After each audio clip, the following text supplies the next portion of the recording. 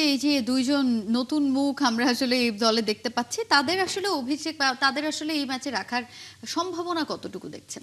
না, নাহিয়ান যেটা বললেন যে আমরা শুনেছি যে রিপন রিপন মন্ডল। মন্ডলকে একটা সুযোগ দেওয়া হবে, রিপন কারণ মন্ডলকে এখানে কিন্তু ৯ মুস্তাফিজ নেই। নম্বরে নামানোর একটা ডেথ ওভারে রিপনের সেই ইয়র্কার গুলা এবং আমার মনে হয় যে খুব কাজে দেবে, কারণ এখানে মুস্তাফিজ নেই এই এই সিরিজটাতে। এবং পেস লাইনআপটা যদি দেখি সেখানে আসলে সম্ভাবনা ধারণা করাই হচ্ছে রিপন, তানজিম সাকিব এবং শরীফুল, এই তিনজনকে দিয়েই আসলে ওই বোলিং ডিপার্টমেন্টটাকে শক্ত করার যে পরিকল্পনা সেটা করা হচ্ছে। কতটুকু কার্যকর হবে? না, আপনি যেটা আমি মনে করি যে মুস্তাফিজ কিন্তু আমাদের লাকি চার্ম, এবং আপনি খেয়াল করে দেখবেন যে তিনি যতগুলো ম্যাচ খেলেছেন ম্যাক্সিমাম ম্যাচে আমরা জিতেছি, এবং ডেথ ওভারে কিন্তু অভাবগুলো বোঝা যায়নি। যে কোনো দলের সঙ্গে আমরা খেলছি ওই জায়গাটা, আমার মনে হয় এইখানে আজকে বড় একটা চ্যালেঞ্জের মুখোমুখি হতে পারি আমরা, কারণ নিউজিল্যান্ডের মুস্তাফিজ নেই ডেথ ওভারে। ওরা কিন্তু লাস্ট ওয়ানডে যে ম্যাচটা ওরা হেরেছে সেখানেও লাস্ট ৯ নম্বর উইকেটে এসে ৫টা ৬ মেরেছে ওই সময়টা। তো ছক্কা মারার ওদের একটা টেন্ডেন্সি আছে।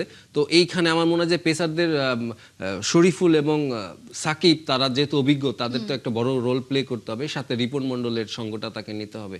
এবং স্পিনার আমরা যেটা দেখলাম যে রিশাদ আর শেখ মেহেদী, হয়তো এদের উপরে নির্ভর করতে হবে। কিন্তু আমি আবারও যেটা বললাম যে আউটস্ট্যান্ডিং যাকে নিয়ে আসলে আমরা একটা সেদিনই একটা প্রেস কনফারেন্সে শুনলাম ইস্যুধি আসলে তাকে নিয়ে যে প্রশংসাটা করেছেন রিশাদকে নিয়ে, সেই প্রশংসাটা আসলে রিশাদের, আমার মনে হয় আত্মবিশ্বাস তো রিশাদের আছে, আরো অনেকখানি অ্যাড করবে, মানে অ্যাডভান্সের মতো হয়ে যাচ্ছে আর কি বিষয়টা রিশাদের জন্য। না, রিশাদের কিন্তু সাম্প্রতিক প্রত্যাশা আমাদের যতটা থাকে, বিগ ব্যাশে যতটা ছিল তাকে নিয়ে, সেটা কিন্তু আমরা পিএসএলও পাইনি এবং এই লাস্ট ওয়ানডে সিরিজেও পাইনি। সো তার জন্য একটা আমার মনে হয় যে তার ম্যাচে ফেরার জন্য, আত্মবিশ্বাস ফেরার জন্য তার আসলে আজকে ভালো করা দরকার। ছোট্ট করে একটু জানতে চাই, টসটা আসলে টস জিতে ফার্স্টে যে বাংলাদেশ ব্যাটিং নেয়, বা টসটা আসলে কতখানি এক্স ফ্যাক্টর হয়ে কাজ করবে আজকে? আমার মনে হয় যে টস অতটা এক্সপেক্টার, আমি মনে করি যে টস জিতুক, কিংবা আমার টস জিতলে পরে আগে ফিল্ডিং নেওয়া উচিত এবং আমাদের চেস করা উচিত, কারণ এই নিউজিল্যান্ডকে আমি যদি চেজিং এ ছেড়ে দেই, এরা কিন্তু অনেক কিছু করে